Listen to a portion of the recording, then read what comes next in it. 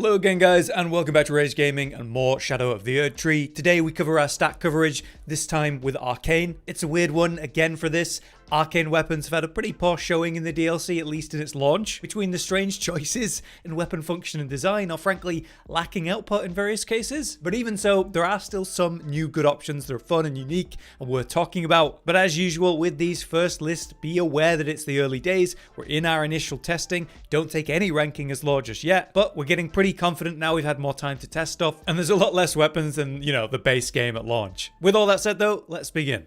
We start with 5th, with a new arcane weapon you'll want to think about. It's the Poisoned Hand. This is a weird and unique addition to the list because while you can use it as a main hand, and of course that's viable, not a bad option, the best use of it is actually not to directly use it. You have it equipped because when poison procs near you, you get a classic AR boost for a period with this item. Much like other poison procs, scarlet procs, or maybe your bleed proc style items, you can just have it in your offhand and then main hand whatever you're really using, still benefiting from its passive perks once the poison is working its magic. Hell, the weapon itself is actually really good for proccing poison, whether you're using it directly since it does deal deadly poison as its build up, that's a high DPS version of poison, but the ash itself is really good for this. A unique one called Poison Spear Hand Strike. You palm strike a target to build up an immense amount of poison. With the right setup and maybe target, you could even get there in one hit. So it all nicely works itself into any current relevant poison build and will be considered a vital item for any of those playstyles. As an arcane scaling weapon too, it obviously needs a mention on this list since it is meta relevant. In this footage you can see how it's being used to great effect.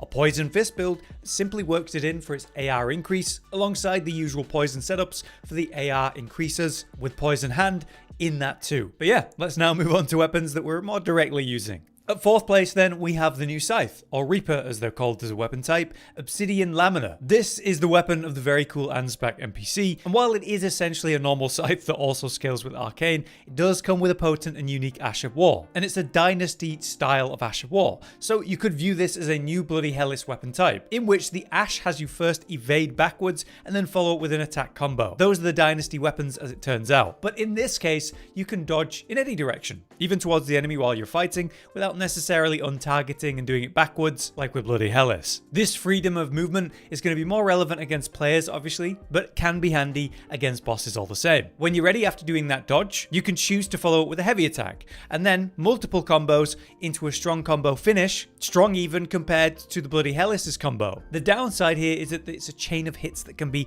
harder to land unfortunately. You leap back in, strike multiple times, and then with one more hefty hit, you dodge backwards. The movement of a combo like this is awkward at the best of times, but can be used to strong effect if things do line up. Like for example, the actual dodge back to start the Ash is a very effective evade to dodge a boss attack, only to come in for this nasty combo, creating new punished windows of opportunity that other weapons just don't have, since part of the attack is to evade. But like I said, even though it's awkward, does hit hard. The bleed buildup is there, there's successive hit potential, the raw damage of the scythe itself is all pretty solid. Outside of that, it is a relatively normal scythe. The same moveset as always, which has never been particularly stand out to say the least. There is something interesting I can add here though, the new addition of the Ansbach outfit. With each piece, it enhances dynasty style attacks, such as Bloody Hellish's Ash, and now Lamina's as well. It also affects Blood Oath skills, so it is a new set that's going to be relevant for a few builds. That is nice to see, but it is just a nice rope, so lower on the poison defense. Overall, I rate this Obsidian Scythe as an effective scythe to choose, and a solid arcane weapon in a list of weapons that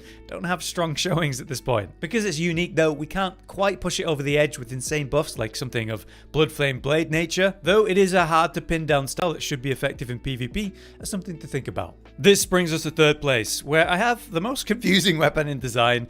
It's the flowerstone gavel. Here's the facts about the base weapon first. It's a mix of strength and arcane as your main scaling, and with that it is indeed a hammer type. So the moveset is straightforward. I consider that very dull, but it's certainly functional in PvE all the same. Interestingly, there's apparently some piercing damage to it, as according to its description, and it also deals more damage to dragons as well. But the power and relevance of this one is almost entirely the Ash of War, as you can see. This flower dragon bolt will summon a potent lightning-based strike onto a target, and you can do it from pretty damn far away. It's one of those ashes that's just very accurate and effective to apply, and the damage behind it is more than relevant. You can even charge it to make the hit stronger, and so there's lots of ways to enhance this lightning damage. Plus, by hitting an enemy with this ash, it debuffs them. Those afflicted with that will take increased lightning damage, a full 15% more when you landed max charge hit of this ash. It is a weird one though. The strange nature of the weapon and its stats required to run it make it counterintuitive. In theory, this would work amazing with other lightning damaged options because of that debuff,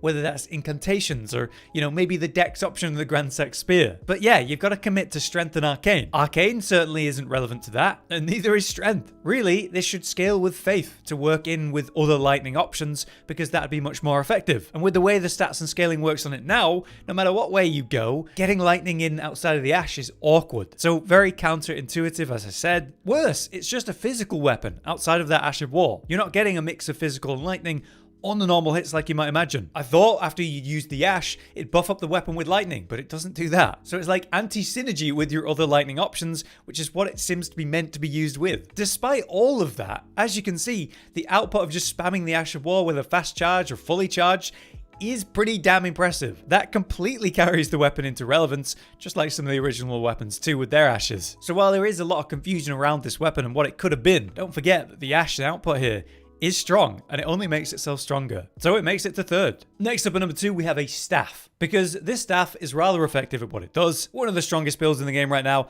a build centered around the very effective impenetrable thorns, is using this staff. Essentially with that spell, you're stabbing yourself and bursting out these insanely high DPS thorns on a target, and that causes blood buildup. You can spam these out, so each hit will get worse and worse, melting health bars. One of the things we expect them to look at first, if they're going to tweak things in terms of OP.